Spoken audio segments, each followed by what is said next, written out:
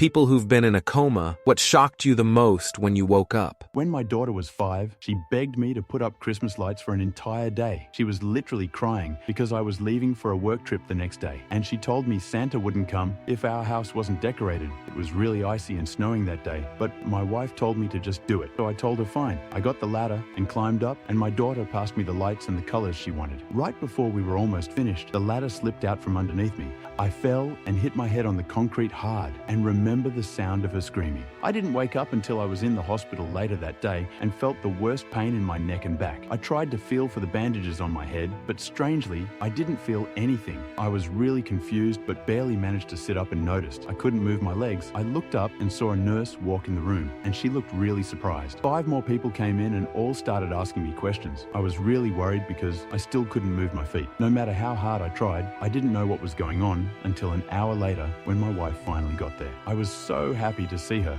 and didn't think anything about her in tears. I asked who the girl she was with was because she was also crying. And when she walked closer, I made the most shocking realization of my life. This 13-year-old was my daughter, and they broke the news. I was in a coma for almost 9 years. I realized I had missed her entire childhood. I was paralyzed. My wife had remarried. But what hurt the most was when I went home to our house and I looked up at our roof. I broke down because those lights were still there. They were old and sun-bleached and tangled with dried up vines, but they were still hanging where I left them. And that's when it hit me harder than anything. My daughter had made sure no one ever took them down. She told me she used to sit outside every Christmas and talk to me like I was still there. She'd bring her homework to the porch and read it out loud, hoping maybe I could hear her somehow. And every year she'd replace a few bulbs, even though most of them didn't work anymore. And then she said something that shattered me completely. I kept them up so Santa would know you were still coming home. I just cried. I couldn't hold it in anymore, because in some way, maybe she kept me alive. Maybe her voice, her hope, is what kept me fighting even when my body couldn't. I missed everything. Her first bike ride, her first heartbreak, every bedtime story, every laugh, every Christmas morning, but she never stopped waiting for me. And now, every year, even though I can't walk, we sit on the porch together and we hang new lights together, and I tell her stories because now, finally, I'm home.